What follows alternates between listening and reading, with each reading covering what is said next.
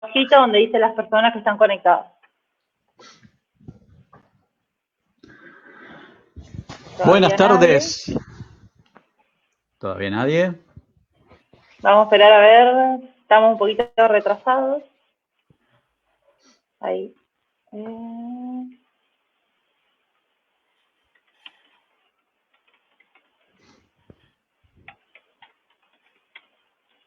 Ahí estamos. Si querés, arrancamos. Ahí están entrando de a poquito. Ahí va subiendo.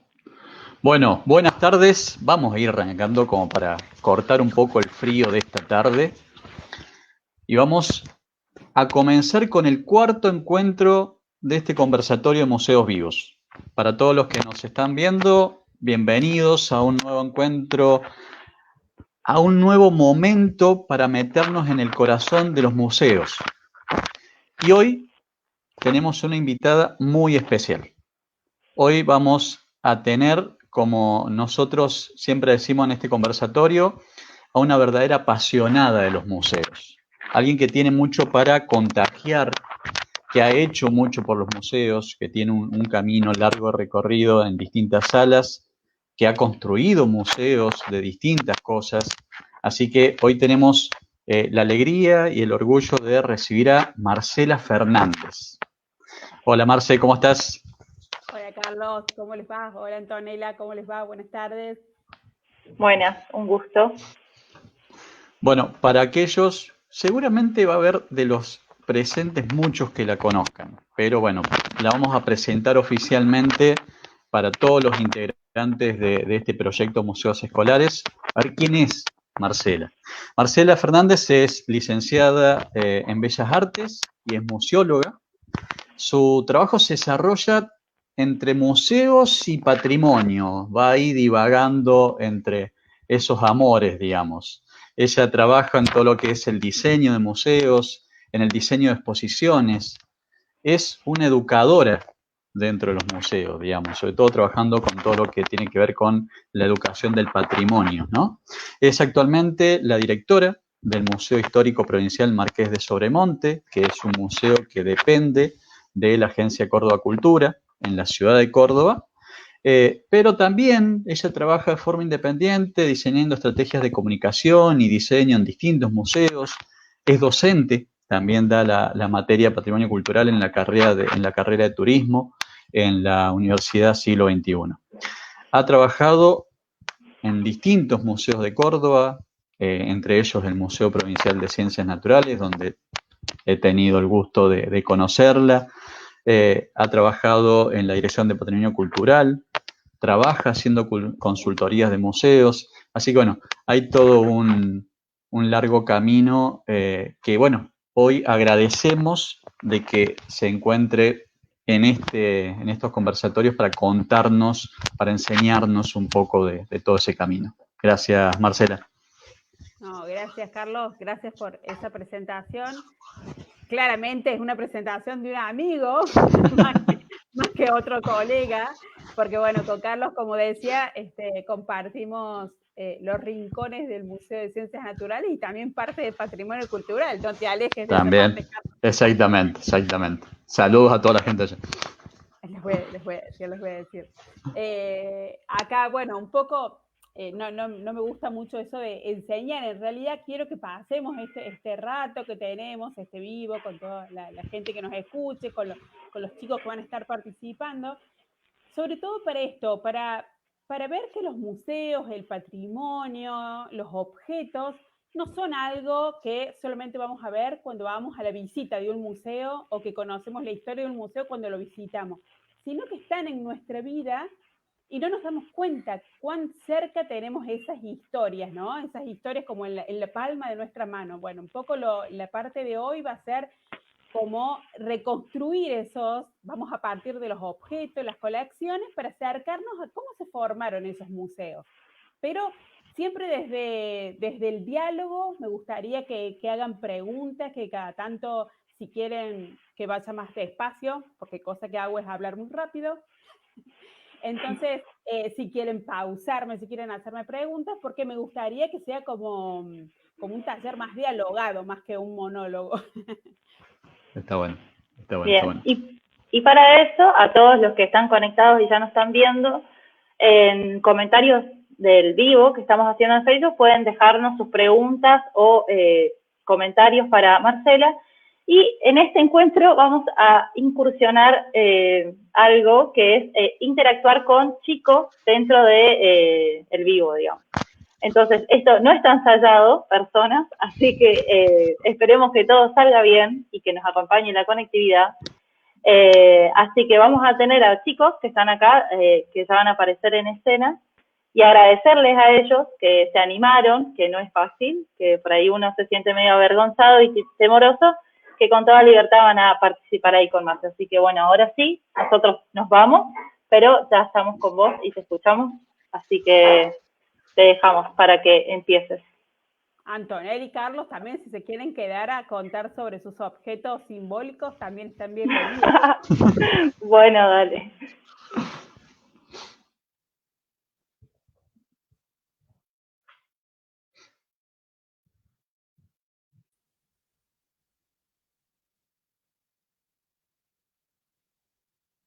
Bueno, ¿cómo les va? No sé, ¿me dan el ok o yo ya empiezo? Sí, te vemos y te escuchamos perfecto, así que arrancamos. Perfecto, arrancó perfecto. Bueno, entonces en esta transmisión, en este vivo que vamos a hacer, vamos a hablar como de 3 conceptos que, como decía recién, que son transversales a nuestra vida como visitantes de algún museo, que son parte de nuestra historia, si hablamos de las colecciones, de los objetos que están en un museo. Entonces, para llegar a ese punto de conocimiento, es importante partir desde digamos, desde la concepción misma de por qué tenemos los objetos que tenemos en nuestra vida diaria. Entonces, bueno, un poco era partir de estos 3 conceptos: objetos, colecciones y museos. ¿Estamos bien? Bueno, para comenzar vamos a partir desde 2 afirmaciones que parecen muy simples de entender, pero van a ser un poco los análisis críticos que vamos a tener para todo esta hora que vamos a estar charlando sobre los objetos de los museos. Y los museos son grandes contenedores de objetos. Yo quiero que en esta parte nos centremos como visitantes alguna vez de algún museo que hemos ido. ¿Qué es lo que más más nos impactan? Pueden ser artísticos, arqueológicos, históricos, fósiles, naturales, biológicos, artísticos, como ya dije, pero son objetos. O sea, un museo contiene objetos que va a dar la colección que va a tener ese museo. Ese objeto va a ser de mediación con nosotros y es el que nos va a transmitir relatos, historias, un poco pensando en que son esos fragmentos del pasado que el museo va a reconstruir. En la mayoría son de pasado, si hablamos más de arte contemporáneo también son actuales, pero son fragmentos de la historia que nos van a llevar al trascender esa otra historia, la historia con mayúscula, ¿no? Vamos a decir. En esta segunda pantalla vamos a ver la otra afirmación que es muy importante en este momento, y es: desde que el hombre existe, ha sentido la necesidad de tener junto a él diversos objetos. Quiero que pensemos en nuestro alrededor. Miremos ahora mismo a nuestra derecha, a nuestra izquierda, todos los objetos que nos rodean. Todos los objetos. Todos esos objetos tienen parte nuestra, nos definen en un punto, son parte de nuestra identidad. No sé si acá les quiero preguntar a ver a los chicos, ¿me escuchan? Sí, escucho. ¿Ustedes han visitado museos? Sí. Sí. ¿Sí? ¿Y ustedes? Sí. ¿Sí? ¿Y qué objetos les han interesado en esos museos? ¿Se acuerdan de alguno que les haya importado o que les robó la atención? A mí me habían gustado ver los huesos de dinosaurios de ahí. Ay, los huesos de dinosaurio, muy bien. Mira, eso es un objeto uno puede ser réplicas o fósiles, pero de museos de ciencia. A ver, ¿qué otro objeto les ha interesado? Cuadros Cuadros. bastante antiguos. Muy bien. ¿Alguno en particular que te haya interesado? Fotos. Muy bien. Ven entonces que cuando hemos ido de visita a un museo, también son los objetos los que nos han llamado la atención. Ustedes, para hacer un ejercicio que va a venir en breve, quiero que empiecen a ver a sus costados cuántos objetos tenemos nosotros en nuestro entorno más cercano. En una habitación, en nuestro dormitorio, en el living, en el comedor. Estamos llenos de objetos, ¿no es cierto? Que nos definen. Muchos. Muy bien, que son parte, ¿no es cierto?, de nosotros. Nosotros podemos definirnos por esos objetos que coleccionamos. Miren esto. A ver qué se... Son objetos Yo colecciono muchas cosas. Muy bien, ahora vamos a hablar de eso. Nosotros, desde chiquitos, todos, la mayoría, empezamos a recolectar cosas, a juntar, a coleccionar, a darle sentidos. Entonces ya por ahí el objeto ya deja de ser un objeto utilitario para el que fue creado y empieza a tener para nosotros un simbolismo especial. ¿Por qué? Porque ya lo descontextualizamos. Un autor, para los que nos estén escuchando y son un poco mayores, que se llama Baldrige, dice en una cita que me gusta mucho, dice, los objetos tienen dos funciones. Pueden ser utilizados, o sea, con la función que se los creó una taza, una lapicera, un cuaderno, pero también pueden ser poseídos. Se refiere más a esa unión, a ese símbolo que nosotros le vamos a dar, ese simbolismo que le vamos a dar a ese objeto, esa función nueva que le vamos a colocar. En estos ejemplos que les estoy mostrando ahora, en el de las colecciones, justamente la gente en el transcurso de su vida, con este reunir de objetos, hace esto, le da otro sentido, otra catalogación. Fíjense en que las monedas, los billetes, hasta los juguetes antiguos que mucha gente colecciona. ¿Ustedes coleccionan algo, chicos? Sí, colecciono, o sea, no tengo nada en específico que colecciono, pero colecciono cosas. Muy bien, porque uno va como juntando y las empieza, vieron, como a guardar, a catalogar, y a lo mejor algunas veces escribimos como un inventario, en un museo diríamos que se llaman inventarios. A mí me... ¿Cómo? Estos inventarios, les decía que empezamos a hacer como una lista de qué tenemos, ¿no es cierto? Si son estampillas, monedas, libros, objetos de souvenirs de viaje. Entonces, estos son los objetos que empiezan a tomar parte de ese otro simbolismo especial, ¿no? Entonces, si nosotros estamos cargados de estos objetos, ¿no? Miremos a nuestro alrededor. ¿Cuántos objetos nos acompañan todos los días, no? ¿Cuántos objetos, como decía este autor Baldrige, son de carácter utilitario? O sea, ¿cuántos tenemos que son una silla, una mesa, un plato, una taza, que tienen una función en nuestra vida? ¿Y cuántos otros los guardamos por recuerdo, porque nos hacen acordar a alguien, porque coleccionándolos formamos un gran número de esos elementos o esos objetos? Entonces, ese vendría a ser ya nuestro microcosmos, me gusta decirle. Los que les comparto en esta imagen es un poco mi microcosmos. Esta es una de las bibliotecas en donde yo, además de los libros, que también puedo decir que colecciono, porque me gusta poseerlos, tenerlos, sino que también tengo estos pequeños objetos, como vimos en el video de presentación que estuvo estos días. También me gusta coleccionar, no sé si se ven, objetos de viaje, decorativos, muchas veces que pertenezcan a lugares en donde he viajado, ¿no es cierto? Y acá, por ejemplo, esa relación entre un sujeto y el objeto, o sea, entre nosotros mismos y el objeto, va más allá de la función. Este objeto, en realidad, yo podría definirlo como que es un reloj que marca no solo el tiempo, sino la temperatura, la presión atmosférica y la humedad. Si tuviera que definirlo con un valor de la utilidad que me da este objeto a mí. Yo lo tengo colgado acá a mi izquierda. Nada más que le saqué foto para que pudieran verlo en detalle. Pero para mí, ese reloj tiene mucho más simbolismo. O sea, para mí yo le doy toda una carga de símbolos, porque ese reloj perteneció a mi abuelo. Y ese es un reloj que va pasando de generación en generación, y ese reloj habla de mi historia. Mi abuelo que vino de Italia, que vino en barco, que fue uno de los inmigrantes que llegó a Argentina. Entonces, ese reloj ya deja de ser un reloj para mí.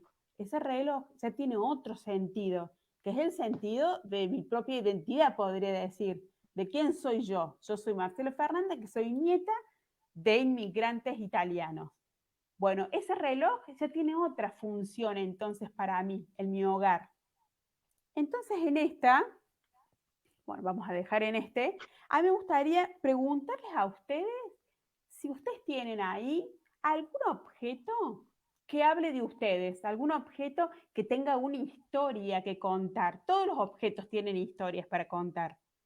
¿Alguno se anima a contar alguna historia de algún objeto que tenga a mano?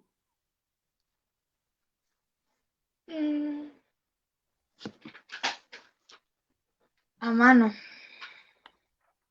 Cerca de ustedes, a O ver, sea, cuando hacemos el ejercicio este de ver a la derecha, a la izquierda, ¿cuáles son los objetos que nos rodean? ¿Por qué tenemos esos bueno, objetos? o sea, tienen que ser, o sea, no tiene una historia tan relevante, por así decirlo, pero esta remera, dos remeras tengo acá, que me las compré en el verano antepasado, creo, que me fui a Brasil, a Florianópolis, y también tengo estas remeras y muchas remeras más que están ahí perdidas en mi placar, que también son de muchos otros lugares donde yo me fui y visité, y siempre nos compramos ropa de esos lugares específicamente. Muy bien, esa podría ser como una pequeña colección tuya. Como yo Ujú, colecciono los souvenirs donde viaje, vos coleccionas remeras con estampas de los espacios también que has visitado. ujú. Bueno, esa remera ya cuando, por ejemplo, dentro de 3 años, vos vas a tener otro talle seguramente de remera. Pero esas remeras Ujú. muchas veces son remeras que no se tiran y que terminan estando siempre guardadas en el fondo del placar. Porque para nosotros la ropa también empieza a ser otro significante. O no que guardamos a lo mejor, pregúntenles a su mamá, seguramente tienen algún babero o un escarpín o la mantita que tenían ustedes cuando eran más chiquititos. Muchos Esa la tienen, heredé de mi hermano. muchos tienen también ropas que les hacen acordar a una etapa de su vida, ¿no? Sobre todo la que está más relacionada con la niñez. ¿Algún otro de los chicos que quiere compartir algún otro objeto? Muy bien, ¿cómo era tu nombre? Mi nombre, Sí, Mateo. Mateo. Muchas gracias, Mateo. Muy valioso tu objeto significativo. Ujú. ¿Alguno de los chicos que quiere compartir?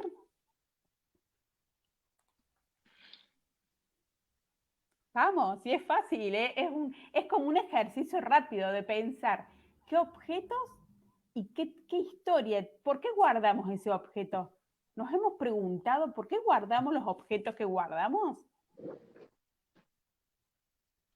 Em,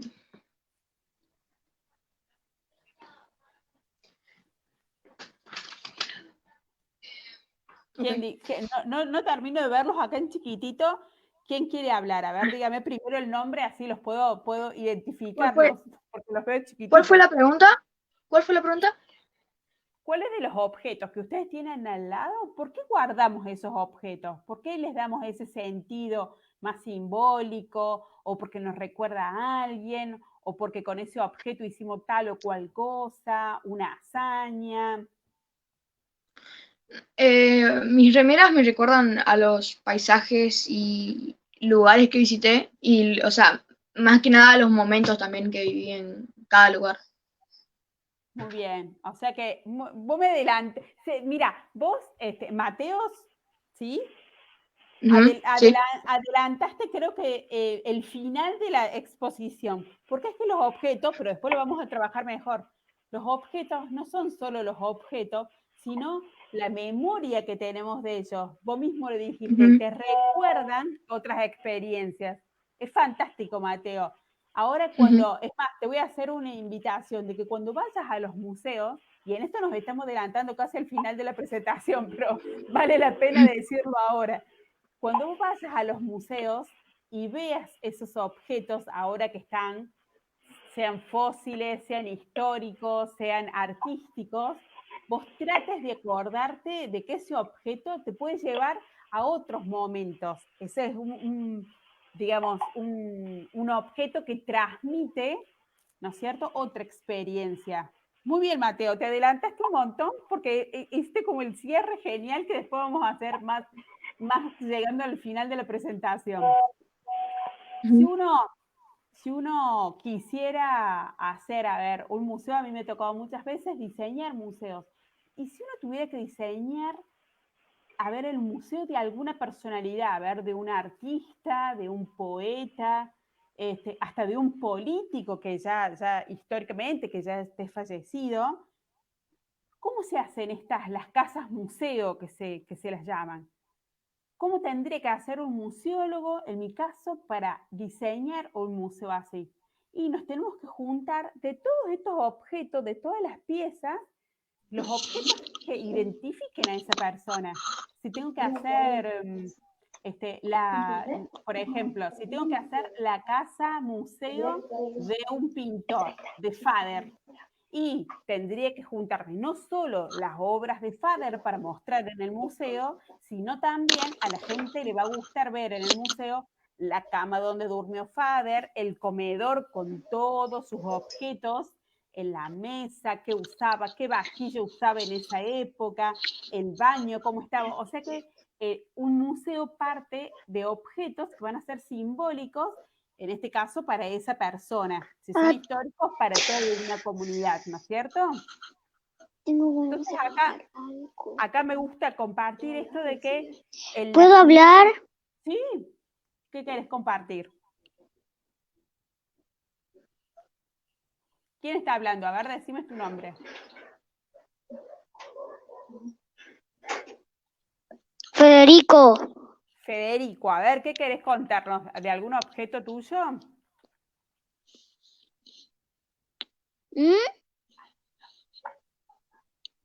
A ver, contanos. Yo colecciono juguetes de dinosaurios. ¿Coleccionas objetos, o sea, todos muñecos de dinosaurios? Sí. ¿Bien dicho así? ¿Y cuántos tenés? A ver, ¿cuántos tenés en tu colección? Voy a contarlos. Bueno, no importa. Creí que los tenías. 1, 2, 3, 4,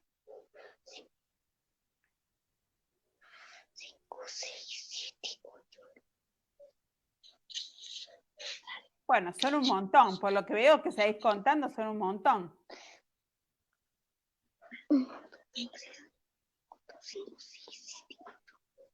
Tengo 10.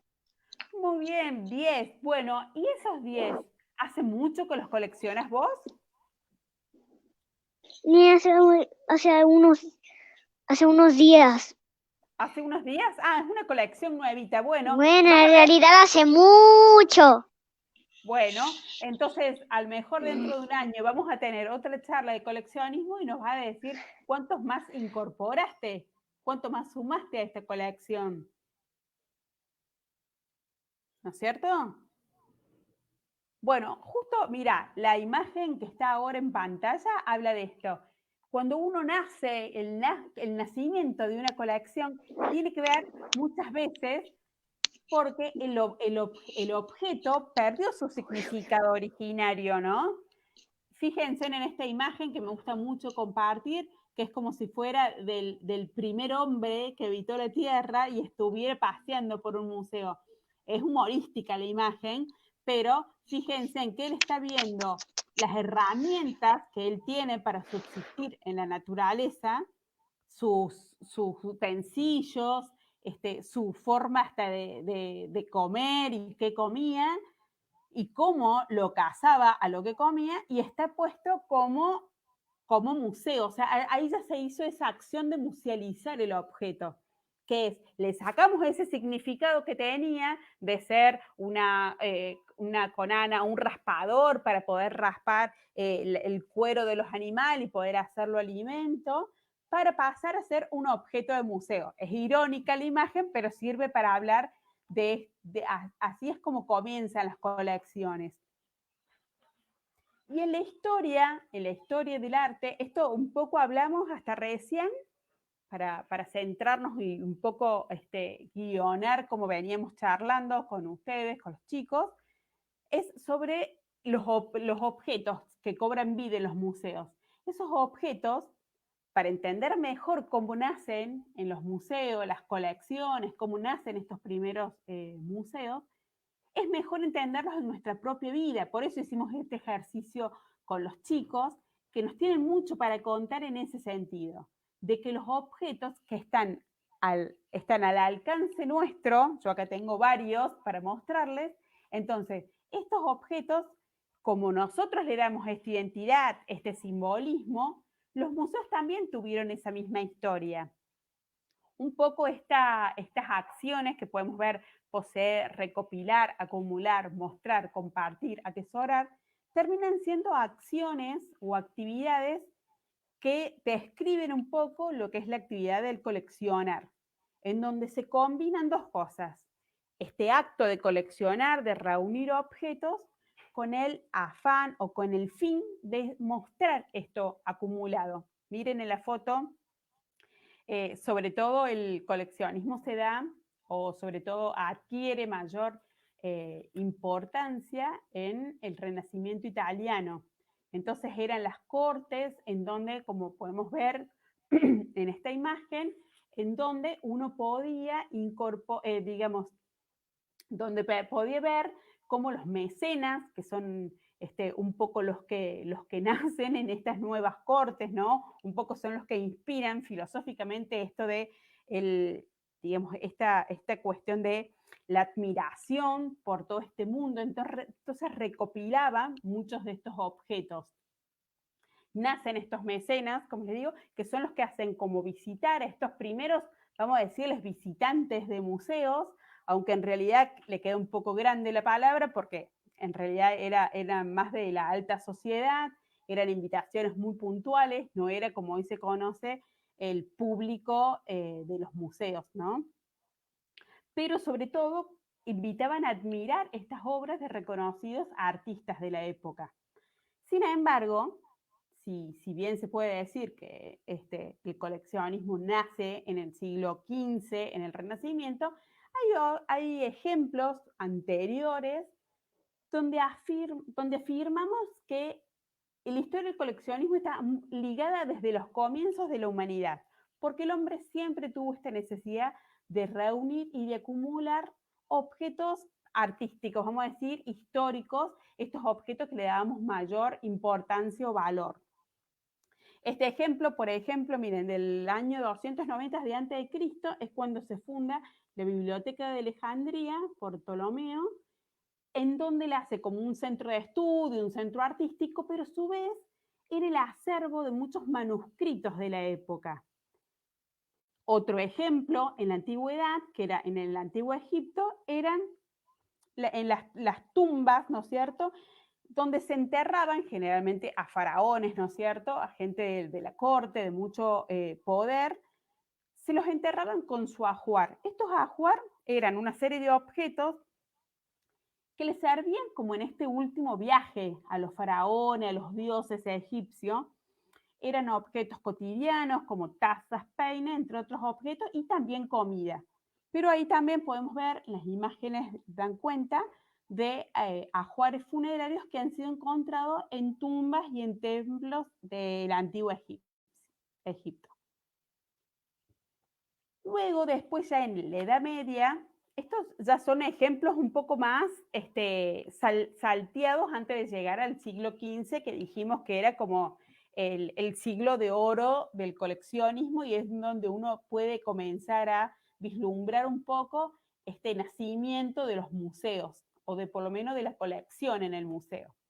En la Edad Media, sobre todo, eran en iglesias y en monasterios en donde se comienza esta formación de tesoros, digamos. Eran los mismos sacerdotes o gente de poder quien adquiría estos productos, objetos, productos de botines de guerra, o estatuas, mármoles, joyas, relicarios de santos, manuscritos también, en donde los incorporaban a estos lugares, a estos monasterios, y es en donde primero se empieza como a conocer un poco lo que hoy llamamos los inventarios de los museos, que es dejar por escrito qué cantidad de objetos tenía de cada objeto, ¿no? Qué cantidad de número tenía. No, pensemos, a ver, para los que están más cerca de los museos, pensemos que todavía no se hablaba de una clasificación en el sentido de en qué mundo de la naturaleza estaba ese objeto, si era del mundo mineral, del mundo vegetal o animal. Después, entonces, sí volvemos al siglo XV, como estábamos en una de las primeras diapositivas, y podemos ver qué eran los gabinetes de curiosidades, ¿no? Esto que se llamaba como el teatro de la naturaleza.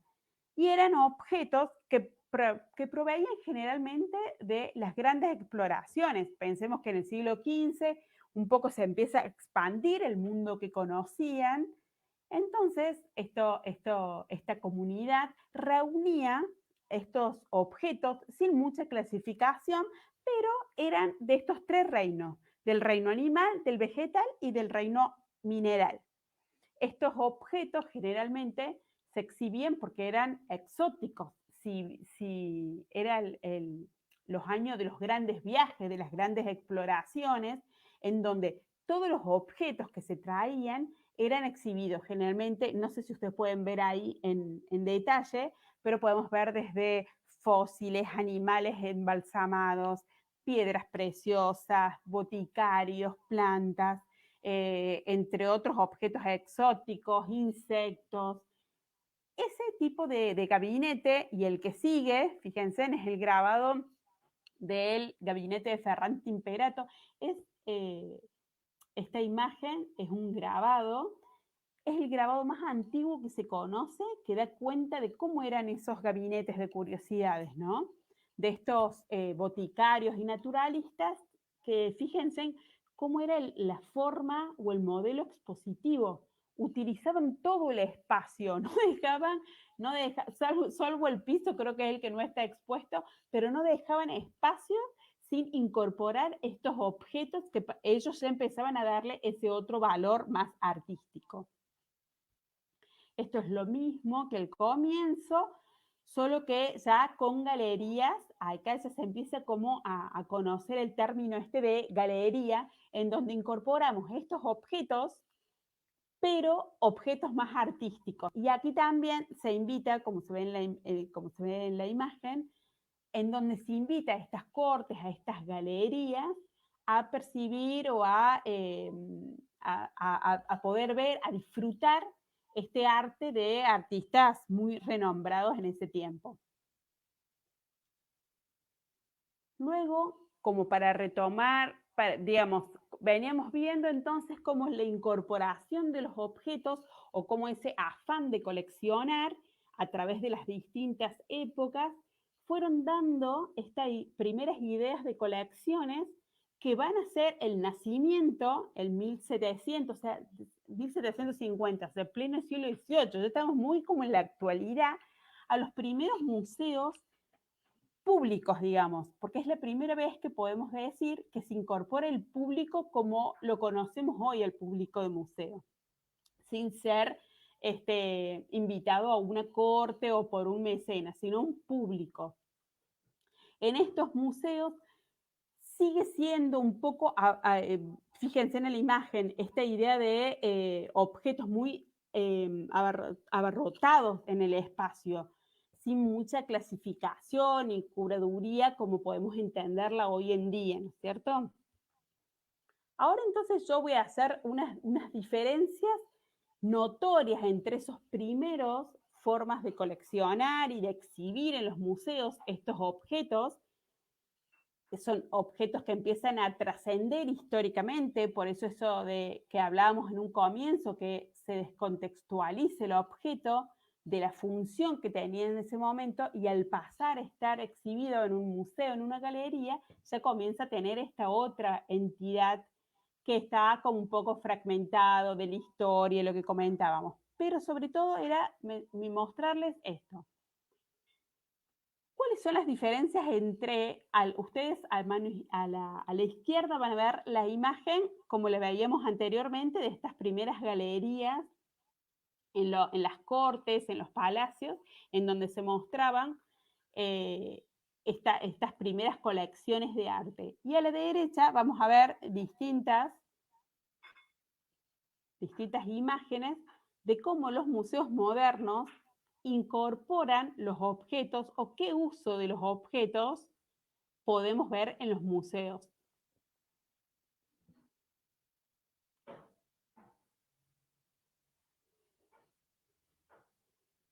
Fíjense, vamos a volver.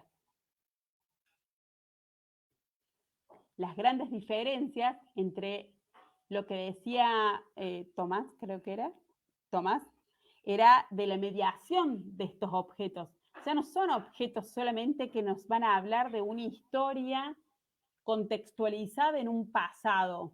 Vamos a hablar de un museo de historia, no nos van a hablar de un objeto que estuvo en el siglo XVIII y que fue utilizado por tal o cual persona, sino que son objetos que nos van a mediar, nos van a permitir tener una experiencia más viva en el museo, más desde la experiencia. Fíjense en la imagen anterior, vamos a volver, estaba esta niña haciéndose una selfie en la misma posición, ¿no es cierto?, que esa escultura. Bueno, además de conocer su contexto en su ficha de objeto que tendrá de quién o cuál artista realizó esta escultura, sino que también ella va a tener una experiencia particular con esta obra. Lo mismo con esta obra, en realidad con esta intervención artística que vemos aquí. Esta era la obra de, esto pasó en el Malva, en Buenos Aires. La obra de Yayoi Kusama, en donde la artista proponía intervenir con estos adhesivos de colores toda la habitación. Entonces, a medida que iba transcurriendo el tiempo, esta habitación, que comenzó siendo toda blanca, empezó a cobrar estos distintos puntos de color. Entonces, los visitantes eran parte de la misma intervención, formaron parte de esa transformación desde la pieza blanca, desde la habitación blanca, a esta otra, como vemos en la pantalla. Esta otra imagen es de cómo podemos ver, cómo incorporan. Este es un museo, no recuerdo el nombre, un museo europeo, en la sala de retratos del siglo XV o siglo XVIII, cómo incorporan en este relato la actividad o la participación de los niños a través de que pudieran dibujar sus propios retratos y, como ven en la parte de atrás, poder colgarlos. O sea, la imagen o el dibujo de los niños de su propio retrato empezaba a formar parte de la habitación de retratos del mismo museo. O sea, empezaban a tener el mismo significado y el mismo valor museológico una obra y la otra. En esta otra imagen, que es en el Museo de Ciencias de Historia Natural de Londres, ya podemos ver la incorporación inclusive de estos, como vimos en la película de La Noche de los Museos, un poco pasar esto, lo de una noche en el museo. Y bueno, invitan a acampar en esta sala, son grupos pequeños, pero bueno, es una experiencia, sobre todo lo hacen con niños, que es una experiencia totalmente motivadora. Creo que ningún niño sale igual después de una experiencia de pasar una noche en el museo, con todo lo que lleva y mucho más después de la película, ¿no es cierto? Entonces, hoy en día podemos decir, con todo lo que estuvimos hablando, con esto de los objetos que mostramos y los chicos nos contaron de las colecciones, que este objeto de la colección del museo empieza siendo, no termina, empieza siendo un pretexto, digamos, una forma de comenzar a dialogar con el público, con el visitante, empezar como a formar ese momento memorable que va a tener el visitante y que se va a llevar después de la visita del museo, que no va a terminar solamente con la experiencia de transcurrir o de caminar sala por sala, sino que va a ser el objeto, ese pretexto en donde va a llevarse a su casa o a donde esté esa otra experiencia que va a realizar en el museo. Acá un poco les voy a compartir, o sea, como cuando Carlos me presentó, que yo vengo estoy acá en la ciudad de Córdoba a cargo del Museo Histórico. ¿Cómo entendemos nosotros esto de que el objeto es parte o es pretexto para tener otros diálogos con el público, con el visitante? Pero pensando que esos objetos se ven desde la presencialidad y hoy en día, ya hace más de un año que estamos a museos cerrados en esta pandemia o en esta situación sanitaria que nos imposibilita abrir y tener los espacios, las salas abiertas para que se puedan ver esos objetos, fue pensar un poco de cómo poder transmitir con esos objetos y cómo ser ese pretexto que hablábamos antes para empezar a hablar de otras historias. Entonces les voy a poner solo primero les voy a mostrar el museo, ya estamos. Ese que veíamos antes es el patio de honor, es una casa, a ver, vamos, ahí está, es la casa más antigua que tiene Córdoba, está construida en 1752, o sea, mediados del siglo XVIII, es la casa más, como les decía, más antigua que posee Córdoba, y luego, ya en el siglo XX, se forma, la provincia la adquiere para museo histórico. Este museo toma nombre, que es el Museo Marqués de Sobremonte, porque el marqués habitó 13 años la casa antes de ser el virrey del virreinato del Río de la Plata, de 1783 a 1796. Él habitó con su esposa y sus hijos esta casa. Y es el nombre que le ponen luego en el 42, cuando ya se menciona este museo como monumento histórico nacional, se le incorpora este nombre como su personalidad más reconocida. Estos son algunos de los espacios y del mobiliario que tiene. Los objetos, para seguir con el tema que estamos hablando hoy, los objetos que tiene el museo, estos objetos que dan cuenta de una sociedad y de un contexto sociopolítico de una época, se van a basar en objetos que referencien al siglo XVIII y al siglo XIX, porque la colección data mayormente de objetos de esa época, que van a describir de cómo se vivía en la Córdoba colonial y después más en el siglo XIX. Nuestro museo también nació, como hablamos en un comienzo, de estas primeras colecciones. Acá en Córdoba tenemos 3 museos muy importantes, que es el Museo de Ciencias, el Museo de Artes Carafa, Emilio Carafa, y el Museo de Historia Marqués de Sobremonte. Los 3 nacimos de un museo común, que fue el primero de Córdoba, el primero que tuvo Córdoba en 1887, que fue el Museo Politécnico.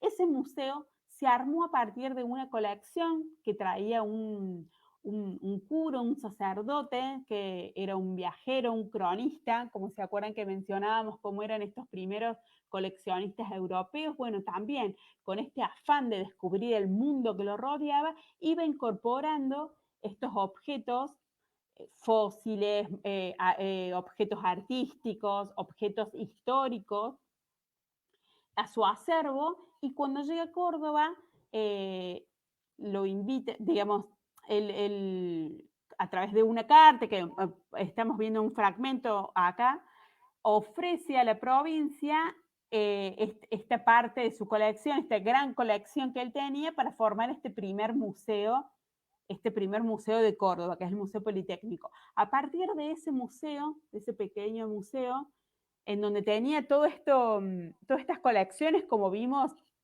esos gabinetes de curiosidad en donde estaba todo desordenado, después ya, en los primeros años del siglo XX, digamos, es en donde se empieza como a clasificar. Lo artístico comenzó ya a formar parte del Museo Carafa, los fósiles y toda la colección biológica comenzaron con el Museo de Ciencias Naturales y los objetos históricos, los documentos, comenzaron a formar parte de este museo del que estábamos hablando, el Museo Sobremonte.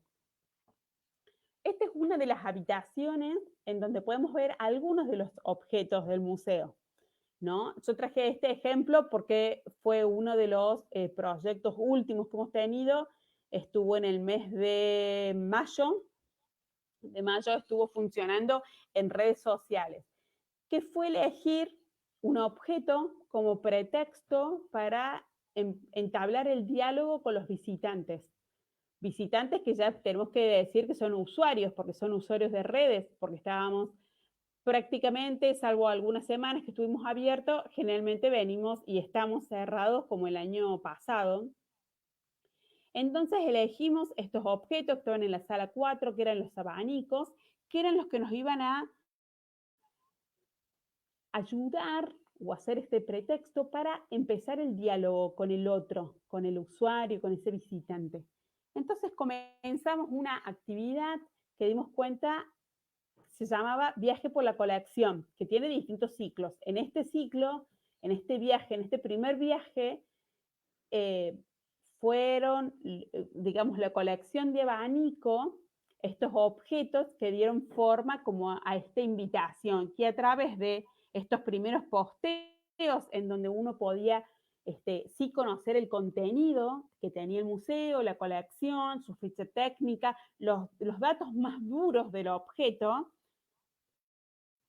fueron un poco la base para empezar a hablar de otras cosas sobre el abanico. Por ejemplo, que el abanico, además de esta función, digamos, utilitaria que tuvo a lo largo de la historia, además de eso, tuvo otro sentido que fue el sentido de cómo se comunicaba a través de los abanicos, la forma de comunicar a través de ellos. Entonces, todos estos que ustedes ven acá son posteos que hicimos,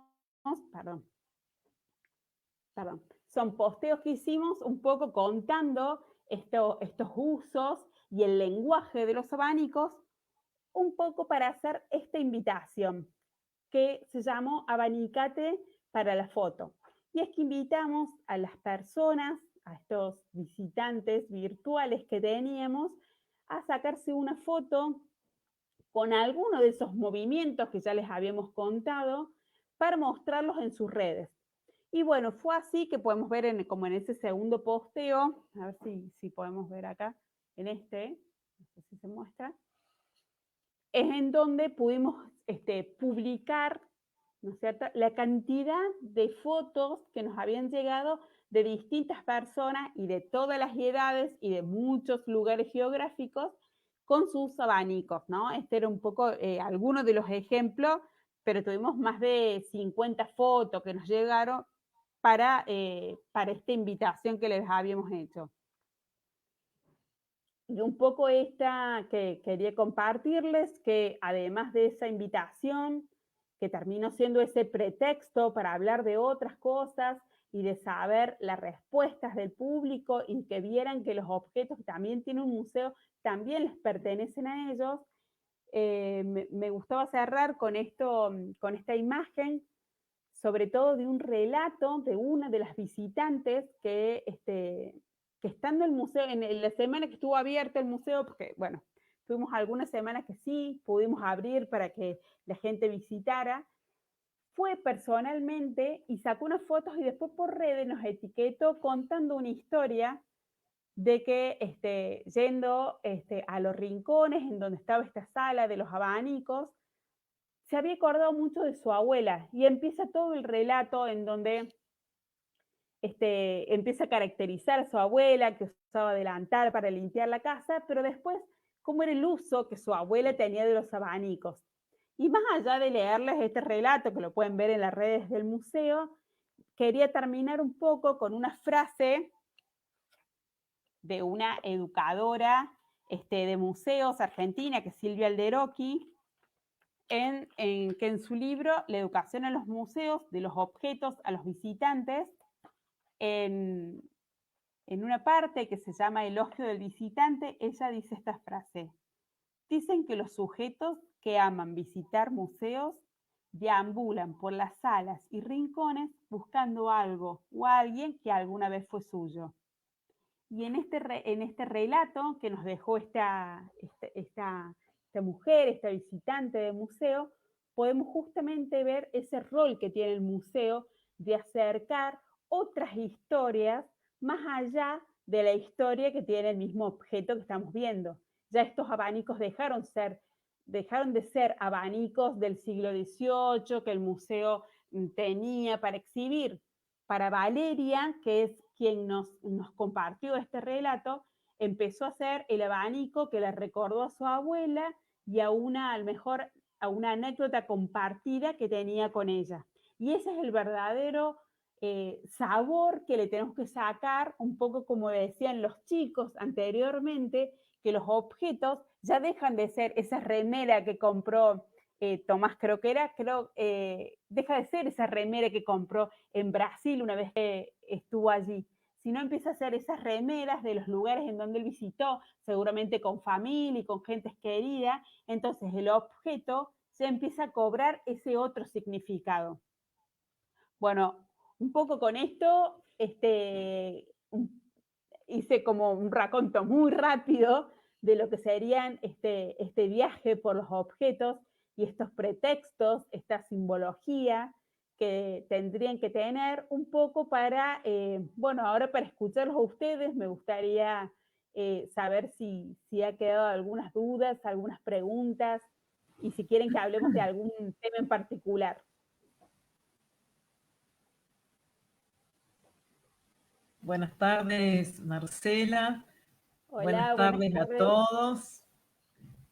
Bienvenidos a todos los que se han unido en este cuarto conversatorio.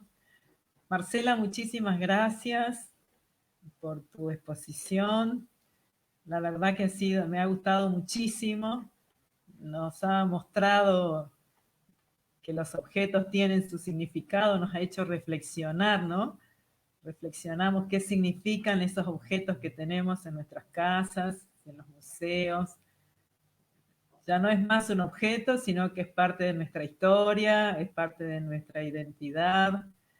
También hemos viajado a lo largo de la historia de los museos y hemos visto que ya no son simples salas de exposición, sino que son lugares donde uno puede interactuar y vivenciar cosas muy hermosas, como por ejemplo pasar la noche en un museo. Así que muchísimas gracias por tu charla, que creo que para los jóvenes que trabajan en los museos escolares es sumamente motivadora.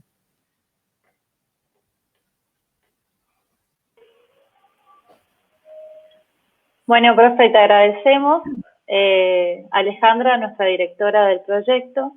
Y ahora vamos a quedarnos con Marce un ratito hablando de algunos de los comentarios que nos escribieron en el chat, las personas que nos están viendo. Agradecer a los chicos que todavía están conectados. Algunos, para nosotros realmente es un honor poder haberte tenido y que vos hayas hecho esta propuesta para interactuar con ellos, porque realmente nuestro objetivo está con ellos y qué bueno despertar cierta creatividad, incluso ideas, a través de todos los ejemplos y cosas que nos mostraste. Así que bueno, ahora vamos a ir viendo un poquito qué nos dicen. Sí, sobre todo me parece que la riqueza está en que los chicos vean que la visita al museo puede ser mucho más rica que solamente ir a ver un objeto u otro en el transcurso de un recorrido, sino que nos hablan mucho más de otras historias, no solamente la del objeto. Claro, y es más, nosotros veníamos participando en los otros conversatorios y por ahí veníamos con todo cuestiones más de los museos de ciencias naturales, porque nuestros invitados nos hacían un poco de referencia a eso, a ese tipo de piezas, y ahora nos traes a mostrar otra realidad de los museos con todos estos objetos que incluso uno a veces no se imagina, ¿no? El valor que pueden llegar a tener. Voy a leer algunos de los comentarios que hay en el... quiero decir que además nos están mirando gente de varios lugares que te mandan saludos, de los museos, gente de los museos de Corrientes, después de interior de Corrientes, las escuelas con las que tenemos la oportunidad de trabajar, como Pedro R. Fernández, San Roque, Mantilla. Después tenemos agradecimientos a vos, que es muy linda tu charla de hoy, de las historias que nos contaste. Saludos desde Río Gallegos, desde Buenos Aires. Voy a leer el comentario que dice el Museo Escolar de Chara, que dice: este conversatorio lo volveremos a mostrar a los chicos que no tienen conectividad o no pudieron participar hoy, para los que quedaron pendientes. Ahí justamente la gente del Museo José Bechara preguntaba si vos, Marcela, conoces algún museo escolar. Yo sé que sí. Sí, acá en Córdoba hay algunos museos escolares,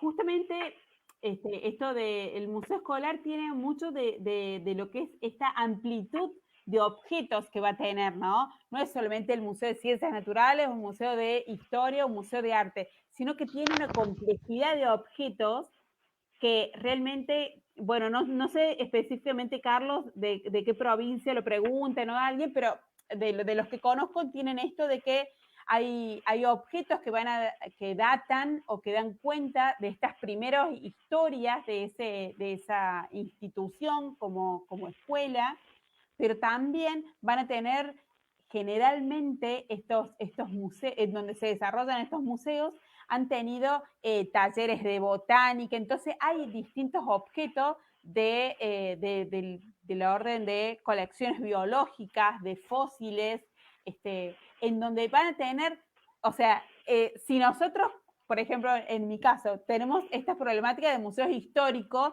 que van a contar, ¿no es cierto?, datos referidos a una época. El Museo de Ciencia va a tener otro tipo de problemática, que sus objetos generalmente van a contar historias de la humanidad, pero desde las ciencias naturales. Bueno, un museo escolar tiene todas esas problemáticas en un solo espacio.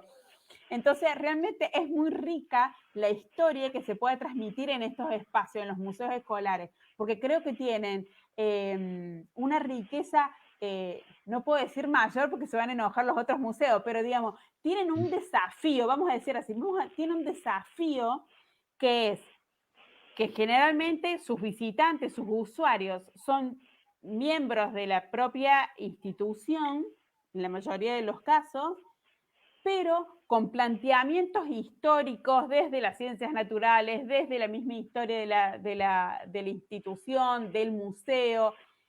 Bueno, una complejidad que es más, a la hora de exponer, yo diría, si quieren después charlamos particularmente con el que lo haya preguntado, tienen como tantas capas para llegar a informaciones. A lo mejor un solo objeto les da distintas capas de conocimiento o pueden ir de acuerdo a la edad de los niños, por ejemplo, que visitan esa información, porque tiene una amplitud para contar que no tendría una sola narrativa el museo, tendría miles.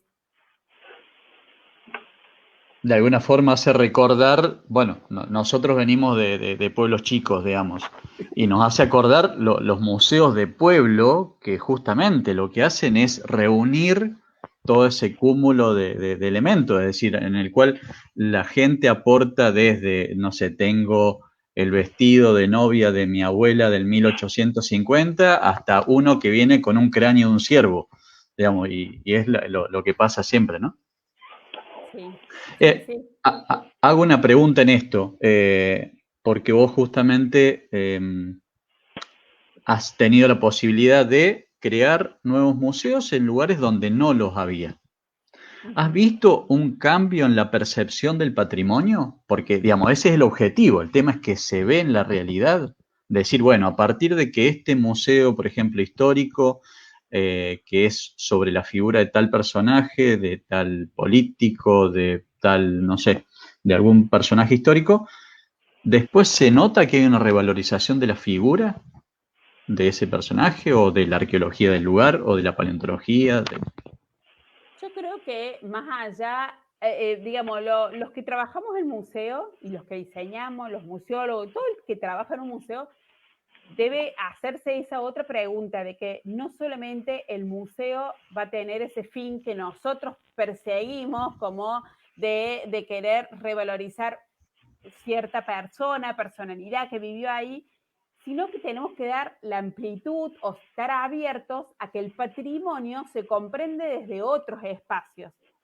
Más que nada, si estamos hablando de comunidades pequeñas, y en esto voy a poner un ejemplo en donde Carlos me acompañó, que estuvimos diseñando el Museo de Alpacorral. Se me vino a la mente ese ejemplo. Alpacorral es una localidad muy pequeña al sur de la provincia de Córdoba. Con Carlos armamos un museo allí en un sitio donde era la escuela anteriormente, o sea, tenía 3 salas. Y cuando empezó el proyecto de diseñar este nuevo museo, era un museo que estaba, que había una decisión política de armar, pero no tenía colección.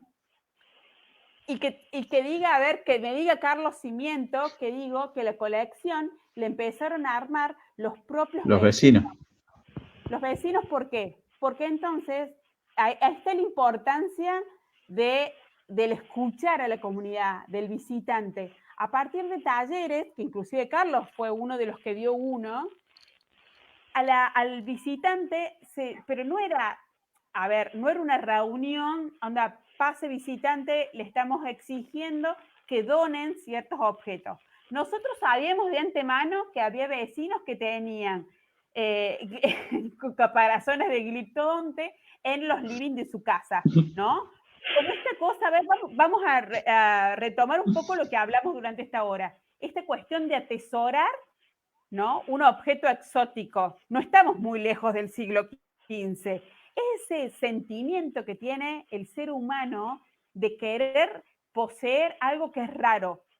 En esta idea había muchos vecinos que tenían, es una zona, bueno, Carlos lo va a decir más técnico, pero es una zona arqueológica y paleontológica muy rica, el sur de Córdoba, sobre todo porque hay unas barrancas en donde han aparecido muchos fósiles. ¿Está bien dicho, Carlos? Sí, está bien dicho. Entonces, vecinos de simples curiosos que iban nadie sacó nada a ningún otro lado, ¿no? Sino de simple curiosidad, a lo mejor visitaban la costa de un río y después que pasaron una inundación y encontraban a lo mejor pequeñas placas de los caparazones de esta megafauna. Y los tenían como objeto decorativo en sus livings, a partir de distintos talleres en donde no es que se les obligó a que lo donaran al museo, sino que se les empezó a compartir la idea de que el patrimonio es colectivo, de que hay un relato que se puede hacer con la comunidad y sobre todo en estos museos que son de comunidades pequeñas. Entonces, la importancia de también, o sea, la persona que tenía un gliptodonte en su living, también le gustó la idea de trascender, porque cualquiera de estas dos formas son de trascender al ser humano, tengamos un objeto o estar en un museo. Entonces, empezaron a donar estos objetos que empezaron a ser la colección del museo. Y es así que además de, como dijo Carlos, además de planchas de carbón, de botellas viejas y a lo mejor de pupitres del colegio, también fueron donando estos otros patrimonios que hablan más de un patrimonio paleontológico. Sí, que sirvió para descubrir un sitio paleontológico nuevo, sirvió para, digamos, desde ese punto de vista, para hablar, digamos, y dar talleres de patrimonio paleontológico. Así, se convirtió con ese museo la región de Río Cuarto en un nuevo centro de estudios, digamos. Es como el museo o toda esta movida terminó con una implicancia científica importante, digamos.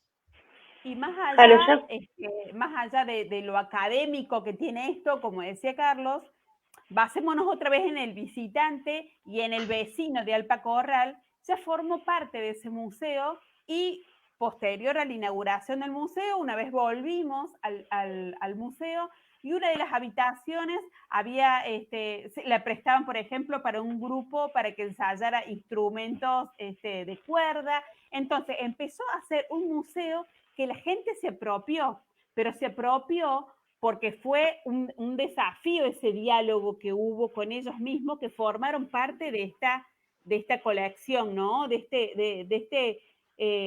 ser coautores de esta narrativa. Esa fue como la importancia.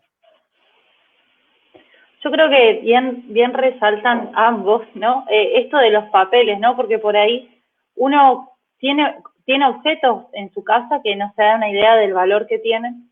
Y el otro papel de las personas o las instituciones que trabajan dentro de los museos de revalorizar o poner a la luz para que las personas puedan hacer esa interacción y darse cuenta qué es lo que tienen en sus casas resguardado y que eso en realidad debería ser para todos, digamos, o conocido para todos. Y estas estrategias de, por ejemplo, jugar con objetos, sacarse fotos o hacer una actividad dentro de estos espacios, que suman visibilidad a lo que tenemos, ¿no? O sea, aprovechando de que hay muchas personas que son profes o futuros profes que nos están viendo y que tienen un museo escolar, esta idea, ¿no? De trabajar interactuando con las piezas de diversas formas que se pueden hacer y pensar en estrategias de ese tipo, ¿no? Que den lugar a eso, a también uno incentivarse porque esté ahí la pieza que yo tengo en mi colección personal o en mi casa y que a la vez esté disponible para todos. Voy a nombrar a algunas personas que nos están viendo internacionales, ya pasamos a hacer. Sol González nos saluda desde Guadalajara, México.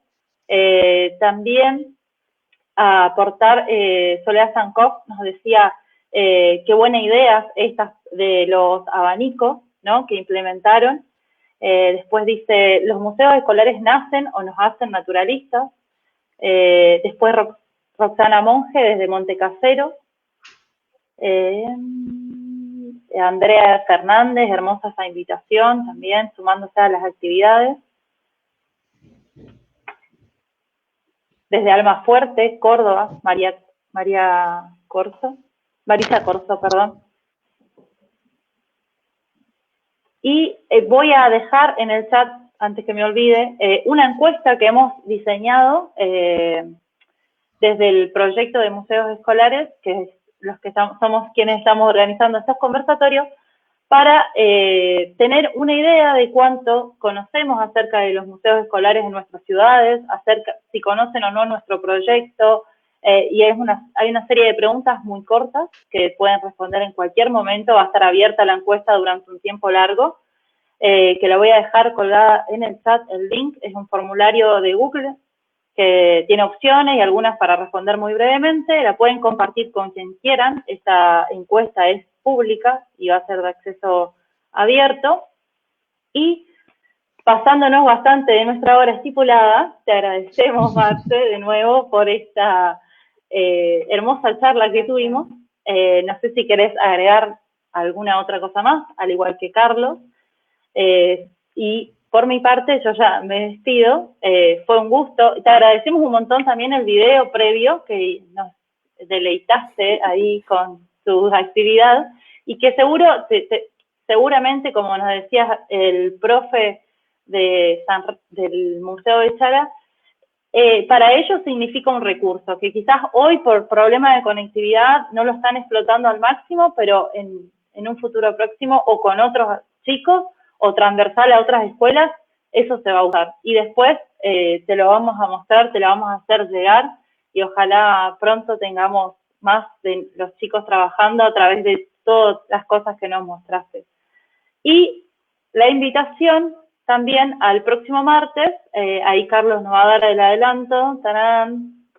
Lo dejo a él, que lo haga. Y bueno, eso es todo. Gracias a todos los que nos están viendo.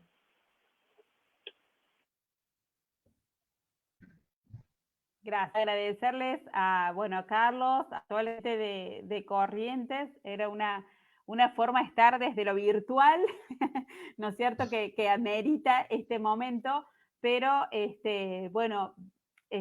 llevando un poco o compartiendo esto que para mí me parecía muy interesante, esto de que se propusieron ustedes de que en el chat o en este Zoom estuvieran los chicos, ¿no? Porque si no, a los chicos siempre los llevamos cuando, digamos, ya está todo cocinada la idea de museo, la idea de la visita al museo. O sea, los llevamos una fecha en particular, pero anteriormente, salvo que un colegio los lleve y que prepare el docente, los chicos tienen mucho para decir antes de ir a un museo, mucho que preparar. Y me interesó esto de que pudieran reflexionar acerca de su vida cotidiana, o sea, de los objetos que uno mismo puede tener. Me pareció una buena invitación de su parte y a esta pluralidad y accesibilidad que queremos en los museos.